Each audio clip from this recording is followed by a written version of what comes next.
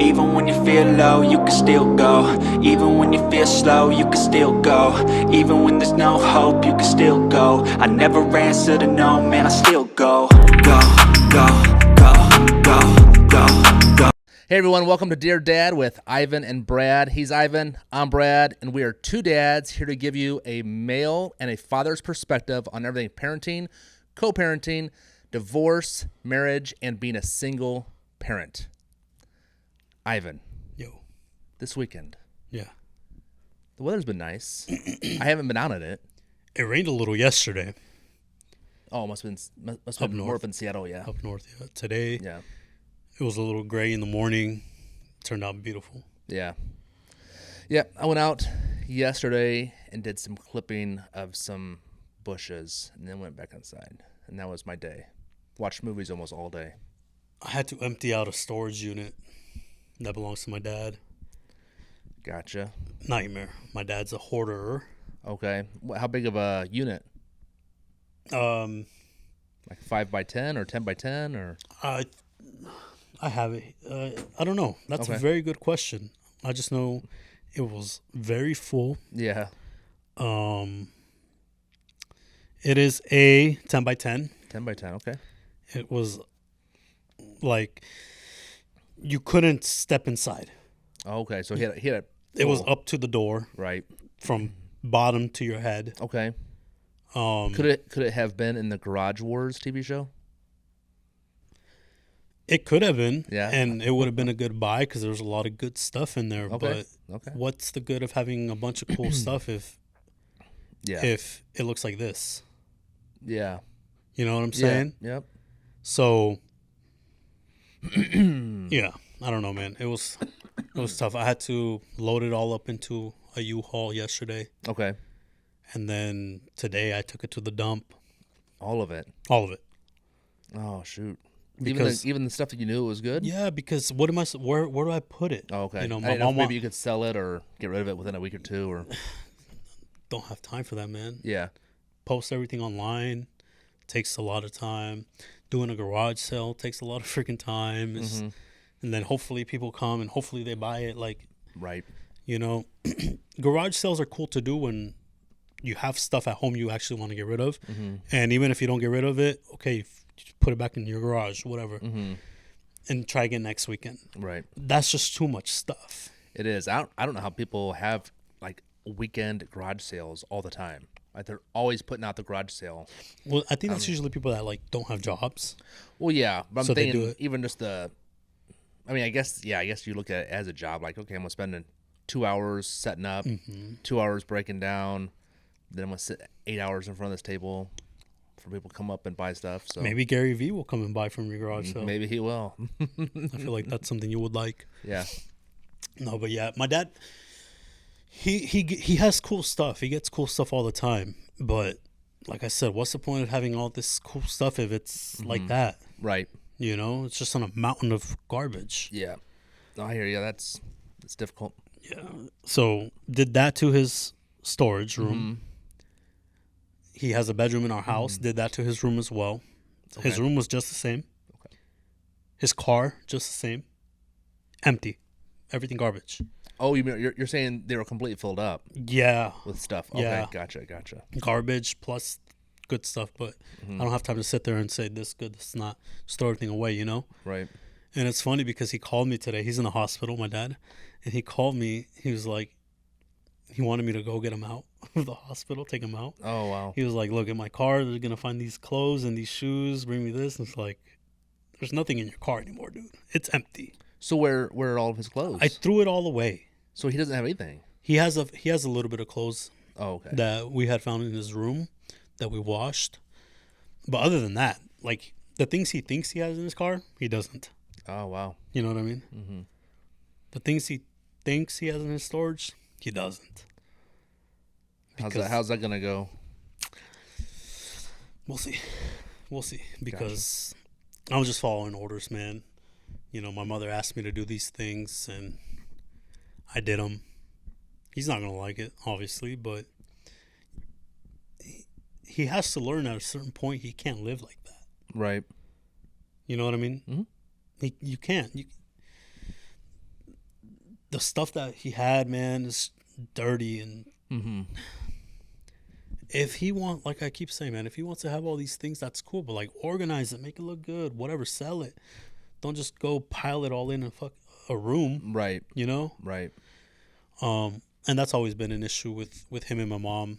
He's always been a hoarder, and yes, he does bring some cool stuff sometimes. He's given me cool stuff, but like, you can't believe everything is like that, because everything isn't that way. Right. You know. Wow, that's tough, man. That's tough. I've never had to empty out a storage unit. That would be difficult. I think it's just like, because like you said, you don't know what's valuable and what's not. But although you saw some stuff that you thought was valuable, and so you're just kind of like, but I don't know what to do with it, so I don't have any room for it. Exactly. Yeah. You know, I went, yesterday was Saturday. I went Friday with my brother, and we were like, okay, we're kind of looking at some stuff, like we're gonna leave this here, you know. But then I talked to my mom yesterday. She's like, no, I want you to empty it out because we're gonna get rid of the storage. I was like, oh well, I have nowhere to put anything then. You know what I mean? Right. Because I'm not gonna take everything and take it to the house, because then that's the same issue. Right. Right. True. Yeah. True. But yeah, dude, on Wednesday, I was with my kids. Okay. And we had gone to Fred Meyer, and we were shopping around a little bit, and then they have couches at Fred Meyer that you can buy, and we were like testing them out and stuff, whatever, cool. So we leave, we go to pay. I'm like, crap, I forgot my wallet in the car. So we go to my car to get the wallet. My wallet's not there. I'm like, shit, I lost my wallet. I knew I just had it because before I picked them up, I got myself something to eat. So I knew I just had it in my car. So I'm like, I must have dropped it getting out of my car, and now it's not here. Somebody must have picked it up. Like, crap. I'm pissed. I'm annoyed. Right. Because it's the second time in a week where I think I lose my wallet because my cousin had stolen my car. Oh, right. And my wallet was in my car. Did I tell you about that? Did I tell a podcast? I don't know if you did it. I don't think so. Oh, so my cousin stole my car. My druggy cousin had stolen my car. Yeah, that's no bueno. Yeah, so boom, I'm like, it's 5:30. I'm like, you know what? Let's go to the bank. I need to at least get a debit card. And luckily at that bank, they just give me one right away, right there. So I went and got it. We come out of the bank. My son's like, what if it's on the couches? Because we were kind of like sitting on all of them and stuff. I was like, oh shit, dude, you might be right. So I'm like, let's go, because you don't know how soon, right? You know, somebody could just walk by and see a wallet, sure, right? Sure. So we bust our ass into Fred Meyer, go straight to the couches. My son sees the wallet. Holy cow! It was like right on the crack of the side. So it wasn't just sitting on the cushion. And my wallet is black, and it was like on a dark gray couch, so even harder to see. Right. I was like, dude, you're my hero. That hadn't even crossed my mind. Right. My mind, my wallet's gone. That's funny. Kids. Yeah, man. Yeah, he was a hero that day. Yeah. It's crazy. Yeah, one of our ambassadors for our company, he did not have one of our sled decks on his truck at the time, but he got his truck stolen, and he's got a nice truck. He's an Olympic snowboarder, and also one of our ambassadors for our sled deck. And it was just, I saw it on Instagram. I'm like, oh my gosh. He's like, yeah. He goes, here's a picture of him on a gas station camera where he pulled over to get some gas or whatever, and then he texted me today and he's like, hey, we found it. And I'm like, oh, sweet. But yeah, it's not cool when you get something stolen or you think you lost something, especially because so many people do leave something valuable in their vehicle. Not overly valuable, but it's something that it means something to you, whether it's your journal or your favorite sunglasses or whatever it is. You know, you have something in there and you're like, man, I mean, losing the vehicle is a little bit bigger, but you still think that dude took everything, you know? So I was hurt, man. When I found out my cousin was the one that took it, I was hurt. Just because I was hurt for my mom, because my mom has tried to help her so much. Right. And then she comes and does this, and it was tough, but luckily she brought my car back. Nothing wrong with it at all. That's good. When I spoke to her on the phone, when I realized it was her that took it, she was like, I'm just going to go run an errand. So I guess she was just running an errand, but like, damn, dude, don't steal my car. Was it an errand for was it gone for longer than a day? Oh, yeah. Oh, that's what I thought. Okay. Yeah. So this was like a long errand. A long errand. A few errands. It was a few cities away. Yeah, probably, man. Yeah, she brought it back Friday morning, right? I think. Okay. I think Friday morning, Friday afternoon, I believe. And you lost it when?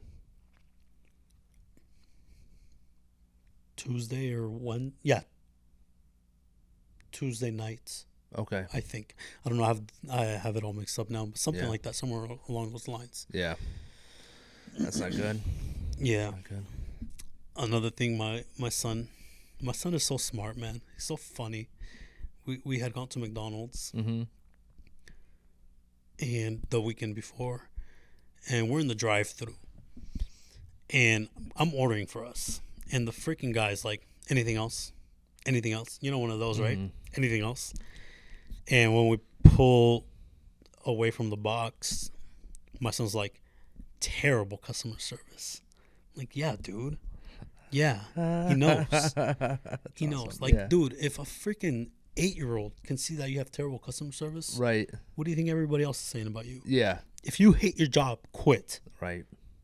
You know what I'm saying? Oh, yeah. I can't. We talked about this last episode. I can't stand that shit. Right. I hate it.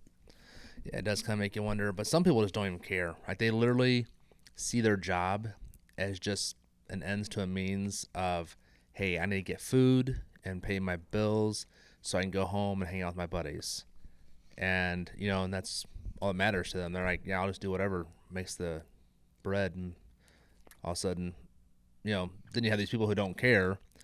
And then what sucks is that you replace them, but I mean, you can just keep replacing people until you find all the best ones. But at the same time, it's like maybe if the company had a better training program or something, I think that would matter, because I think a lot of people, their eyes can just be opened sometimes. Some people don't. If a person doesn't want, it's like they say, if you can lead a horse to water, but you can't make him drink. Yeah. You can give a person all the right tools, but that does not necessarily mean that they're as gung-ho about it as you.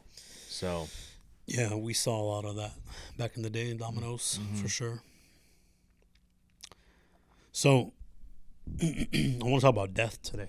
yeah. And then what made you think that? I think about death every day.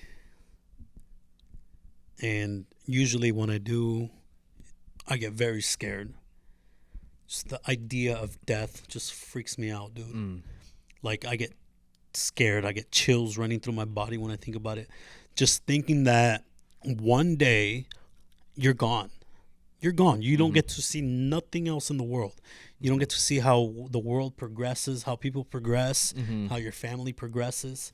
You don't get to see the children of your children, of their children, of their children. Right. You don't get to see none of that.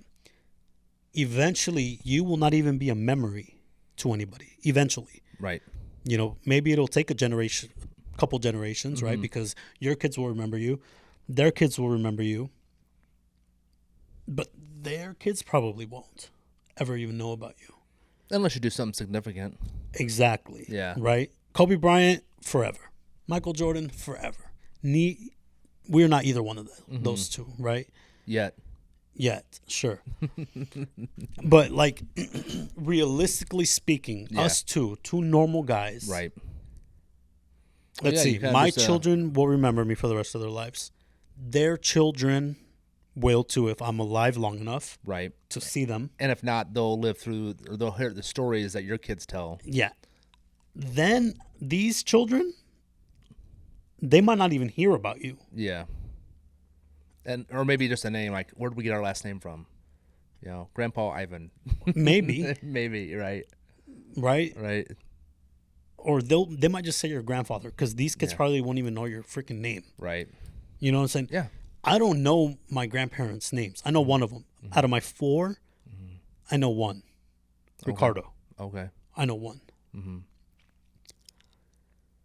I don't know if it's different for you. Maybe you were able to know your grandparents. Yeah, I was. But how much do you know about your great grandparents? I know the ones before them. Yeah, I don't know a whole lot about my great grandparents. I know some. But just stories, right? Yeah, through stories. Yeah, I met my great grandfather on my mom's side. That's her grandfather, right? Right. And then on my dad's side, I never met any of my great grandparents. So that's what I like about this too, about us doing this. Yeah. Is it? I'll always be around. Always, Right. forever. Yeah. Unless YouTube shuts down. Like literally, even if we have 0 viewers, Mm-hmm. maybe in the future we'll have 2 or 4 or 6, which is our fucking great grandchildren or something. You know what I mean? Like, oh yeah. Yeah, I think too. What helps me is not focusing so much on me being remembered, but giving my kids the tools to make the world better, and knowing that if I instill in them a good, work ethic and kindness and being polite to people and love, that they can push that onto their kids, and their kids will push that onto their, they'll carry on that legacy of an idea of something that I helped push that maybe my parents pushed on me. And so, I mean, if George Washington were to come back today, I don't really think he would care if we all remembered him. He was like, why is my face on a coin and a bill? Like, I don't need it. Put someone else on there. I don't think he would really care. And I think that, I think that's how we sometimes misunderstand things, because we think that the people who have passed on want to be remembered by their name. And I think it's maybe more by their actions. Like the things I will remember about my mom and dad, I mean, obviously I'm going to always remember their names. However, I'm going to remember all the things they've instilled in me, all the things that they've shown me throughout the years. And the memories. Right. And I think that's important. And I think that each generation has to develop and create their own memories. And so, I mean, if we were still living off of, the people of the 1800s, things might not be the same.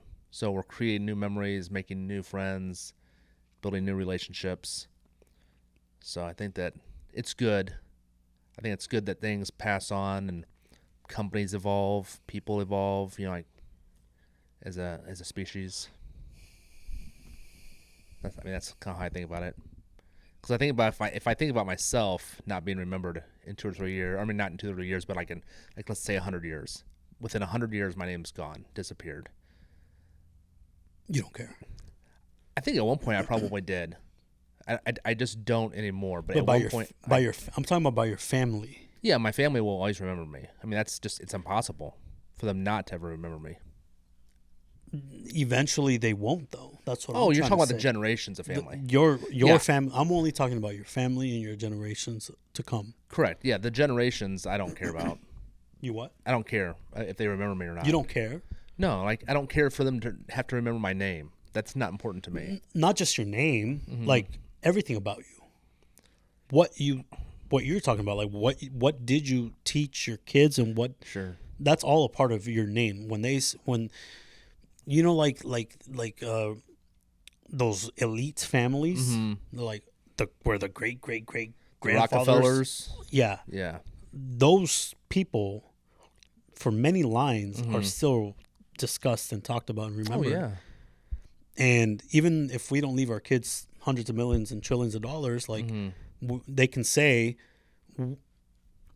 your grandchildren will be able to tell their children, I am me because I was taught by this person who was taught by this person, because Brad, they're going to tell their kids, your great grandfather Brad made sure we all knew that this is how we should live our lives, by being kind and hardworking. You know what I mean? Yeah. Because I can't go and tell my kids, hey, we should live our lives like this because that's how I was taught by my father. But my kids will be able to say that.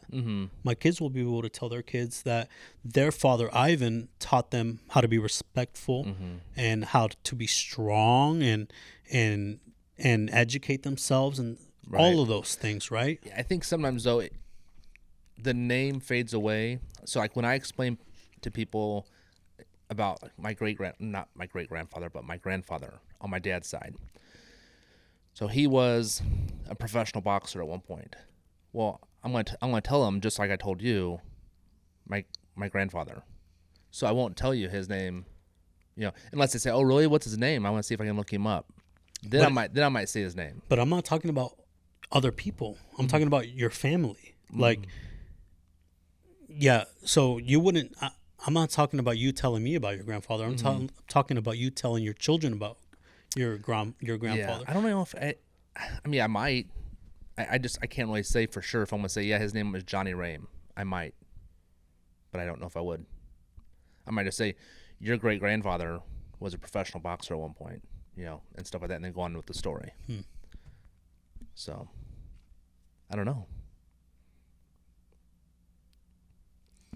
But yeah, I think for me, because I believe in God and I, have a Christian viewpoint, I do believe there's an afterlife. So for me, I feel like when I pass on from this world, I go into heaven. And so I continue to live an eternal life. And then I believe I'll still see my family again at some point. So that's what gives me the hope, is knowing that when I do pass, I go on to something else, not, just vanish from this earth. However, if I was somebody who did believe that you just vanish from this earth when it's all over, I guess I would focus on just what I do now. Is kind of like just making sure the world is a better place. Teaching my kid, like, this is what you do for your girlfriend. You open the door for her and let her walk in. You go around and open her door for her and stuff like that. And he passed that on to his kids and so on and so on. So you don't care about being remembered? Not by my name, no. I just want to know that I instilled. Why do you keep saying that by your name? Like that's not what I'm talking about. I'm not saying that 10 generations down the line need to know the name Brad Rame. I'm just saying that just know who I was, who you were, what you stood for, the things you did in the world. Maybe 10 generations down the line, they're watching these videos and be like, whoa, I come from that. I have no idea 4 generations ago, 3. Right. I don't know anything. I don't know what they looked like, their names, nothing. Right. How they talked, how they thought. I don't know about any of that. Right. My great-great-grandchildren would be able to watch these videos and say, we come from this guy? Yeah. You know what I mean? Oh, yeah. Yeah. Yeah, no, I can see the significance there. And I think there is, there's always that wanting to be remembered. I wouldn't say I don't want to be remembered, but I just kind of understand reality from a point of view of saying, hey, probably my great-grandkids, if I'm still alive, might meet me. How much will they know about me? I don't know. My great-great probably won't ever meet me. So right. But will they know about you? That's what you don't care about. No, well, I don't care about my name being remembered, but maybe the thoughts and the actions and stuff like that I did. I think it's cool, but to me, it's kind of like saying, why don't you care about your name being remembered? Because I really don't think it's about me. I mean, there's currently over 7 billion people on the earth, and right now, someone is dying and someone is being born. Someone is dying and someone is being born, like every 4 right. But seconds. we're not talking about Timmy and Donna down the street. We're talking about your family, right? Your bloodline. Well, I just care about the immediate, like right now, because.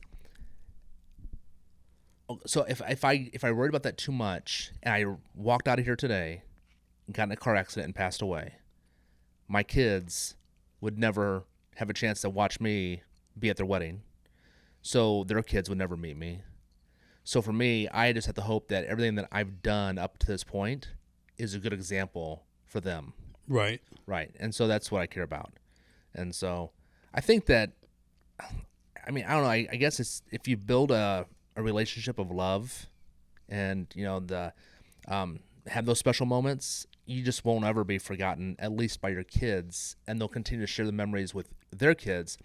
And then their kids might not necessarily share the memories about you, but they'll remember them, and then they'll act accordingly based on that.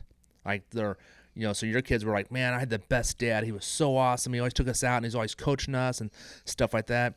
And so then they're going to remember that about their mom or dad's dad.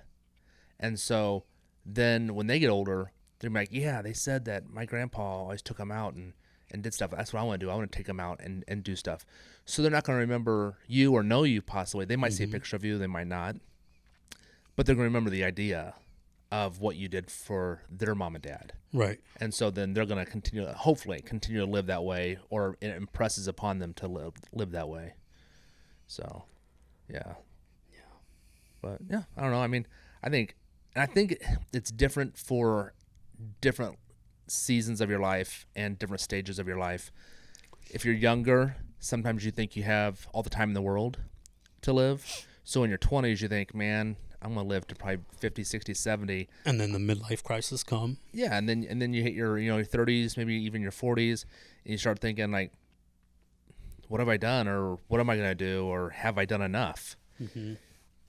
And those kind of thoughts can make you think about your life, and even in your 50s. I mean, if you've led a pretty crummy life by your standards, all of a sudden you're like, man, this life hasn't been so good. I really should probably change some things. And then maybe you do one day. And hopefully you can then make a difference, from then on out. But yeah, I don't know. I think and then older people, they're kind of like, yeah, I'm going here soon, so I enjoy it.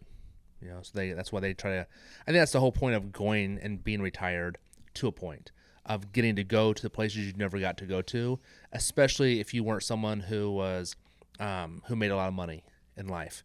When you finally get to that point in your life where you get to retire, you're kind of like, hey, I think I want to go see a couple states over, or maybe you have enough money to where you're like, I want to go see a different country, or I want to take a plane trip. I've never flown on a plane across the ocean. I want to go do that. And they have the time to do that now, because right now, like for me, I get 2 weeks off a year for my vacation. Mm-hmm. So I'm thinking, okay, what do I do with those 2 weeks? So most of the time I'm lining it up with the times that I have with my boys and when they have off. So usually I take one during Christmas break and I take one during summer break. And that's usually how I plan my life. But retired people can kind of plan their life a little bit more around their days off, which is every day. So. That is true. Yep. Planes scare me, man. Really? Yeah, I don't know. Over the past couple years, I've grown this phobia of flying. Mm. It's strange, like it's crippling. Oh. I get a little bit of anxiety, not on the plane. I get more anxiety like, did I forget something at home? It's like, I'm like, did I forget something? Did I pack everything I needed? Something like that. But other than that, though, that's the least of my worries. Yeah, or just getting to the plane on time, like getting through security, all that stuff. But I mean, obviously, if you show up 2 hours ahead of time or whatever it is. Oh, dude, I like to get there 3 hours early. Even if I have to sit at the gate for an hour or two, that's fine. At least I'm stress free. Right. Because I'm already freaking out about the plane ride. In the air, I'm okay. Yeah.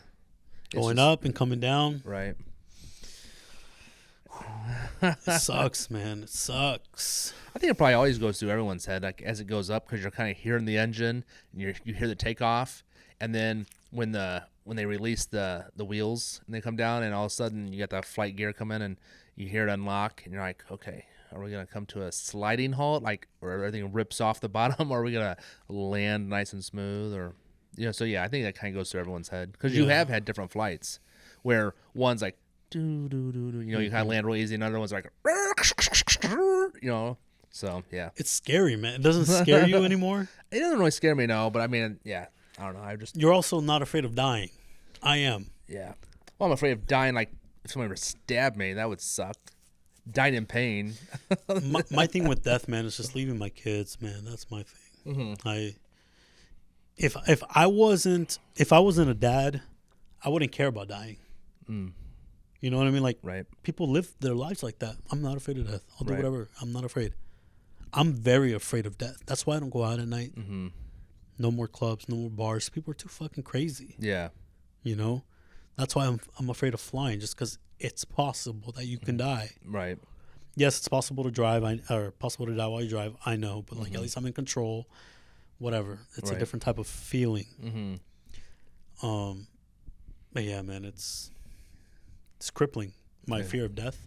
It's crippling because it just runs through my head all the time. I gotcha. Yeah. Well, maybe one day you'll see it a different way. Maybe. You got a dad joke for me? And you know, I got one for you. It's Can about I get time. one? Can I get one for you? Yeah. We should start doing the thing where you have water in your mouth and see if you can spit it out. Oh, you like that one?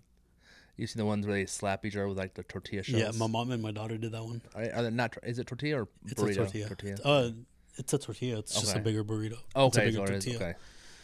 Okay. I still want one from you, but let me give you this You one. want to go first? Okay. Whatever you want. Okay. Well, if you think yours is really funny, I'll go first then. Okay, mine might go not, ahead. Go Because I ahead. know you laughed at like half of mine. I actually got two, but go ahead. Okay. A teenager brings her boyfriend home to meet her parents. They're appalled by his haircut, his tattoos, his piercings.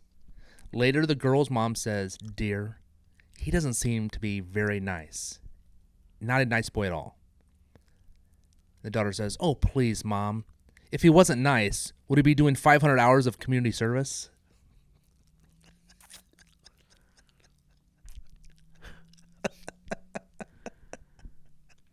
Such a long joke for such a little punchline. Everybody in the audience right now is like, they're falling out of their seats. Falling out of their seats and laughing their heads off. All right, give me your two. Or your one, whichever you want. So Daffy Duck and Elmer Fudd break into a distillery. Daffy turns to Elmer and says, "Is this whiskey?" Elmer says, "Yes, but not as whiskey as robbing a bank." Yeah, I actually read that one not that long ago. That is a funny one. I like that one. Okay. People are usually shocked when they find out I'm a bad electrician.